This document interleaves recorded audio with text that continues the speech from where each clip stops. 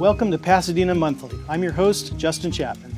After taking a look at what's been going on in Pasadena this past month, we'll speak with our guest, Daniel Rossman, the new Executive Director of the One Arroyo Foundation. But before we get started, let's check out these Pasadena Media News Briefs.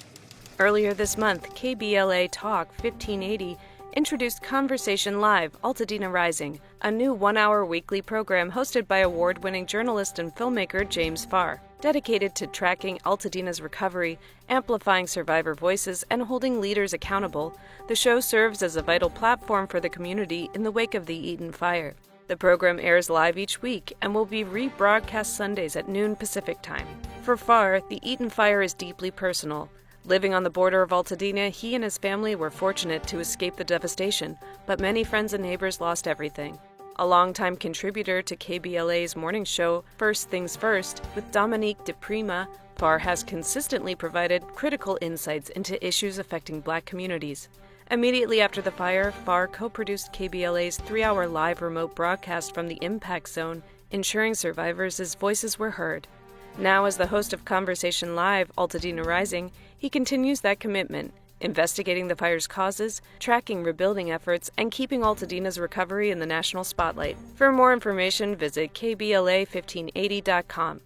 Pasadena Media presents a special Arroyo Now series, Rise from the Ashes, focusing on the businesses, individuals, and heroes who have directly and indirectly been affected by and/or have responded to the Eaton fire. This series sheds light on the impact of the fire and highlights the resilience of the Altadena and Pasadena communities in the face of adversity. The Eaton fire left lasting effects on residents, business owners, and first responders.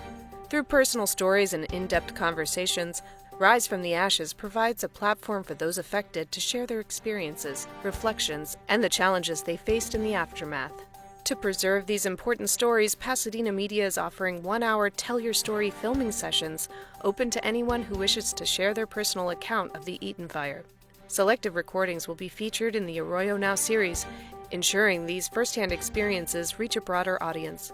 Additionally, all recorded stories will be archived as part of a partnership with the Pasadena Museum of History.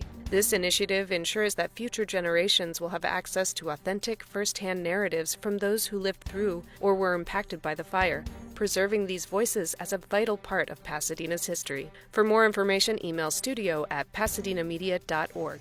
Let's turn next to our lightning round of news updates. 1. CAL FIRE, the California Department of Forestry and Fire Protection, has released updated fire hazard maps for Southern California counties. The maps have expanded areas classified as high and very high risk zones.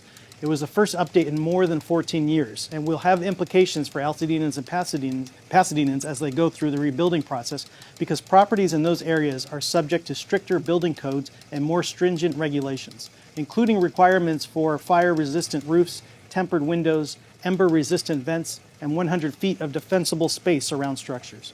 The maps give a rough idea of where wildfires are most likely to occur over the course of the next 30 to 50 years.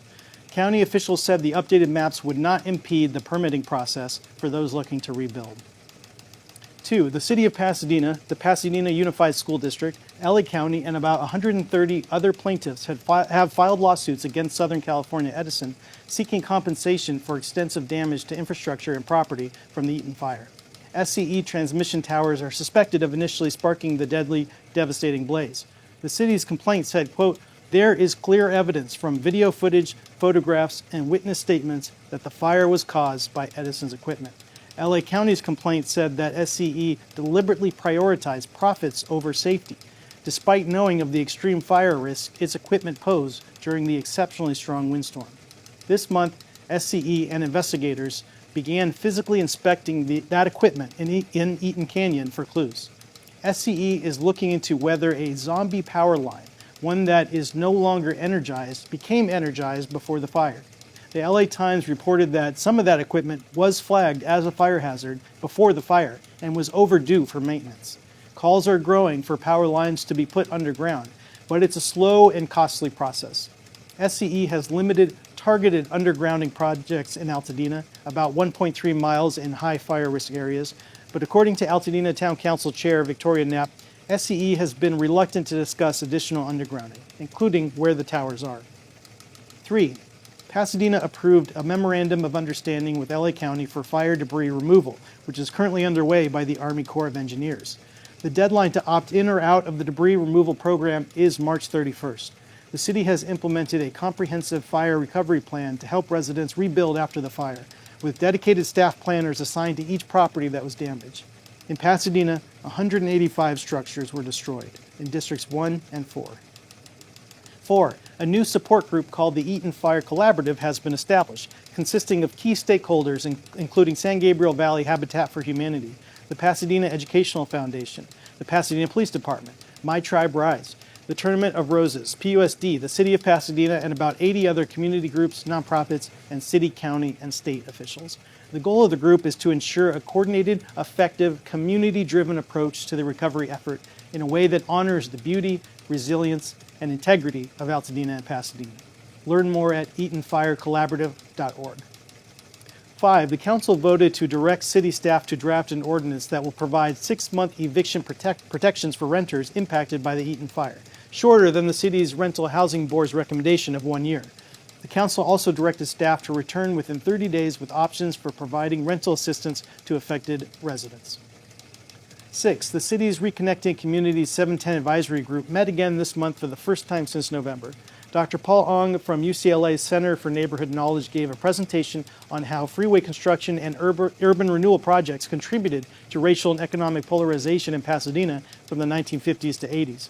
710 Senior Project Manager Wendy Macias presented an updated project calendar and said that the project remains on track as it transitions from the creative analysis phase to the options and engagement phase.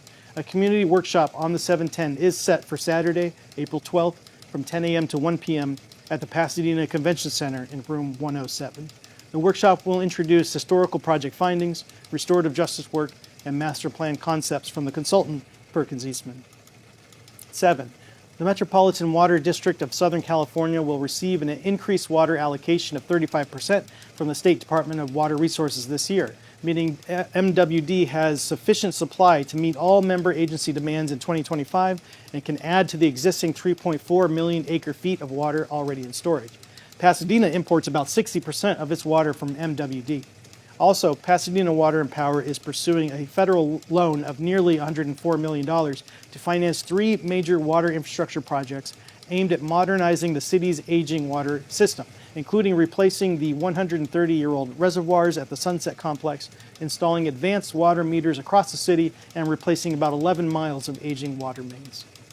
8. Mike Sontag, a director at E3, the energy consulting firm, reported to the Council's Municipal Services Committee that transmission limitations and the current state of renewable technology might make completely replacing the city's Glenarm power plant with carbon-free alternatives technically infeasible by 2030, as mandated by Council. E3 instead proposed a compromise approach they called Mitigate Glenarm, keeping the plant as an emergency backup while building enough renewables to avoid running it except during rare emergency events.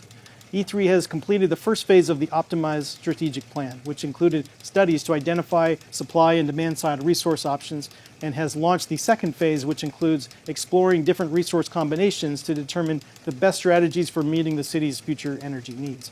Council members requested more frequent check-ins on the optimized strategic plan and a conversation about increasing local solar generation. 9.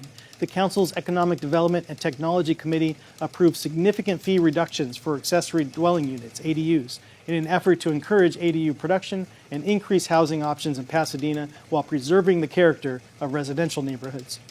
With thousands of people losing their homes in the fire, new local housing is needed now more than ever. And 10. The PUSD School Board approved the elimination of about 151 full-time equivalent positions for the 2025 to 26 school year. Superintendent Dr. Elizabeth Blanco said the move was a necessary step that the district has to take for the district's future fiscal health.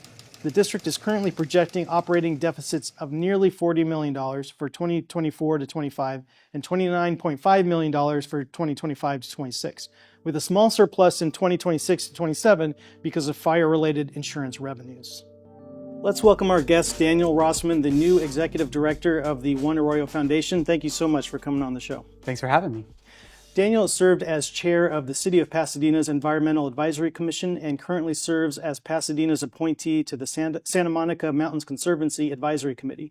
He helped spearhead the establishment and expansion of the San Gabriel Mountains National Monument, which preserved over 452,000 acres of public lands. So Daniel, tell us about your career before One Arroyo and your work on the National Monument. Sure. So I've worked for a number of nonprofits, mostly in environmental conservation. Most notably, the last 16 years of my career were spent here working with an organization called the Wilderness Society to protect public lands across the state of California. Perhaps the biggest feather in my cap, or something that's most close to my heart, is the effort to protect the San Gabriel Mountains as a national monument. So I worked in coalition with a group of folks who advocated for the establishment under President Obama, and later expanded with President Biden, preserving over 450,000 acres of public lands. Is that at risk now under the Trump administration of being rescinded at all? So in the first Trump administration, he attempted to roll back some previous designations. Those efforts were challenged in the courts, and it's largely contended that the president doesn't have the authority to de-designate lands that have been protected. But we should anticipate this administration trying to overstep their authority and attack those protections. I feel like the San Gabriels have been incredibly well supported, and I don't know of any specific attacks on that designation. But what's been amazing is that even the early skeptics of those protections have turned around and been some of the biggest supporters for the later expansion of the national monument. Well, something to keep an eye on for sure. So for those who may be unfamiliar, what is One Arroyo? What's its mission, and why did you want to join the organization? Sure. So One Arroyo Foundation works to preserve, protect, and celebrate the Arroyo Seco right here in Pasadena. I joke that I couldn't get closer to home unless I started a foundation for my own houseplants. Like, this is our backyard. And it's an incredible regional park that provides a range of experiences for young kids to enjoy the park views along their strollers in the lower Arroyo Seco, for folks to toss a disc at the first Frisbee disc golf course in the country, to enjoy the sights and sounds of a game at the Rose Bowl Stadium. Each of these areas, the lower Arroyo, the central Arroyo, and the northern Arroyo, offer really incredibly unique values. And someone coming from a conservation background, I also know that this is an incredible habitat corridor, a really incredible natural space that even President Roosevelt back in the early 1900s said this is an incredible national park and natural park and should be protected. So the opportunity came up to help protect this wonderful place right here in our backyard, and I jumped at the chance. And one of its main projects or signature projects so far has been the Trails Improvement Project. What's the status of that? Yeah, so the One Arroyo linkage project was selected as this project to really demonstrate what the organization could do. And in December, we celebrated a ribbon cutting with the mayor and other local officials who helped get this over the finish line with community members. And the linkage has provided incredible improvements to the trails. You can come out and experience them both in the lower and upper Arroyo.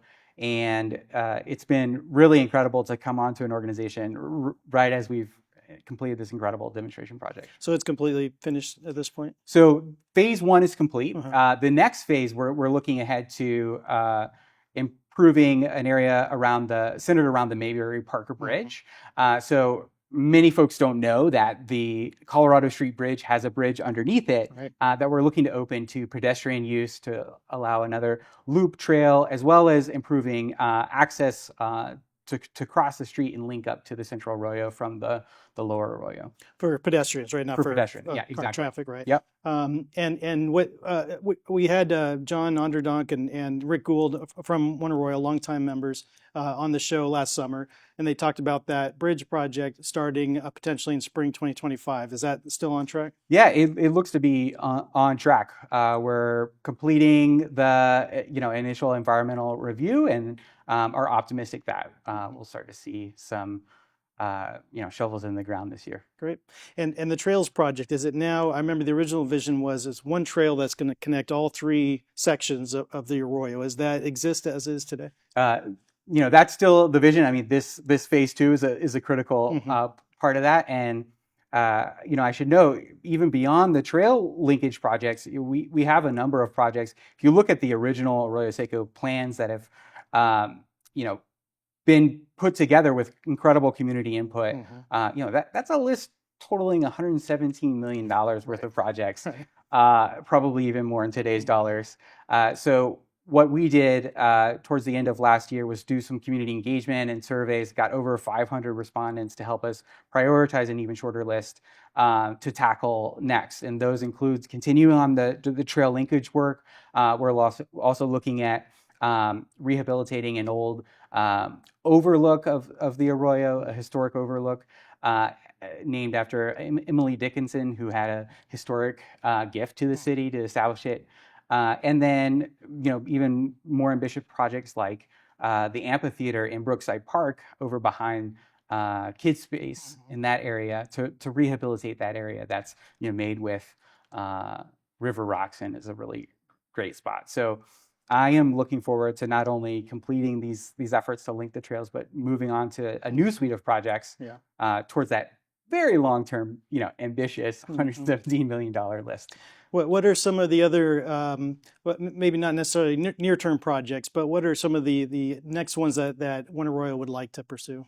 Yeah, so mentioning the first on the docket is this Mayberry Parker Bridge, but improvements, maybe helping provide a reroute that would provide continuous access during even Rose Bowl events, moving the trail to the west side, looking at opportunities to rehabilitate the amphitheater. And the other piece that I'm excited about is we've recently launched a membership program. And so this is a way to engage with community and provide membership events. We launched our first event a couple of weeks ago with a hike in the Arroyo and had a really great turnout, and folks were just thrilled to be out there, learn a little bit more about our projects, as well as have this opportunity to connect to neighbors. I think what has been a really important reminder to me is that the Arroyo serves as this place where we can not only connect to nature, but also connect to each other as a community. And anytime you have a spot that allows us to come together and connect, regardless of your background, it's a great opportunity to treasure that resource and really work to preserve that opportunity for all Pasadenans. And you're replacing Cynthia Kurtz, so huge shoes to fill, obviously. So what's your vision long term? How do you see growing the organization over time? Is it a permanent or long term organization that's going to be there, or is it going to be one that knocks out a number of these projects and then lets the city take it from there? Cynthia Kurtz served as our interim executive director, and one of her goals was to find the next full-time permanent executive director, and I was honored to be selected. She's someone who I had reached out to for career advice because I admire what she's done so much. And I actually had reached out to her not knowing that she was on the hunt for this position, and she said, "Hey, do you know anyone that's looking for this? Funny you should ask." So it was a great sort of feeling of kismet. Our organization is at this opportunity to really grow. But going back, even before we established One Arroyo, there was a commission put together by Bill Bogart and Don Hahn to really look at, this is not a unique problem here in Pasadena. We've got parks that have infrastructure that's over 100 years old. We have climate change exacerbating impacts to extreme weather events and harsh climate conditions. We have a growing population that's putting even more pressure on our public parks, not only here, but across the country. And one of the places that these folks looked at was Central Park in New York. And they established a Central Park Conservancy. And so like that, a park foundation really is an organization that helps meet that gap between what the city's able to do with their existing revenue and what support from public and local supporters in this public-private partnership can do to really enhance the vision beyond what the city could do alone. Right. Let's talk fire prevention. Everyone's talking about it, obviously. CAL FIRE released these new fire risk maps, and I believe much, if not all of the Arroyo, certainly all of West Pasadena is now in the very high and high fire risk zone. You know, there's a large and growing contingent of residents who want the city to remove all brush and all dead branches and all kindling fuel, and then another large contingent that believes the Arroyo should remain natural.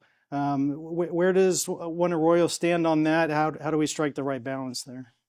So, you know, one of the things I think I've been surprised by in the conversation is I was initially worried that folks were going to go to their extreme corners and take a, you know, only wild, no intervention, or we've got to get rid of it all and it's just got to be a giant concrete channel. But folks, I think by and large agree that we need to both preserve the natural resources and ensure that it's resilient to fire in ways that protect life and property and the resource itself. If we have a burnt arroyo, it's not really preserving nature.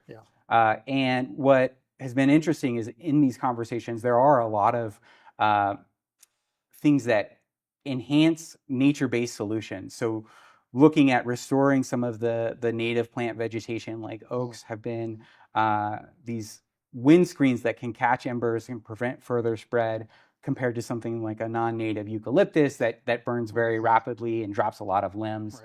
And so I think that there is an opportunity to look long-term at some habitat rehabilitation. And, you know, our role in this conversation is to be a resource for the city should they want to go after funds that the city couldn't get themselves, but maybe that's private donations, maybe that's foundations or grants that we can apply to on behalf of the city, but really looking for the city to work in partnership with the community and the range of stakeholders to identify what are the best opportunities to improve the resilience of this incredible resource. Great. Well, yeah, I know the city looks forward to working with One Arroyo and all the neighbors and organizations. I mean, there's so many stakeholders in the Arroyo and so many different uses and agreements and plans, and it's such a complex situation. But for a resource that's beloved by everybody, so you know, everybody has to be part of that conversation. You had mentioned the membership program. How else can residents get involved, support One Arroyo's mission, help shape the vision going forward?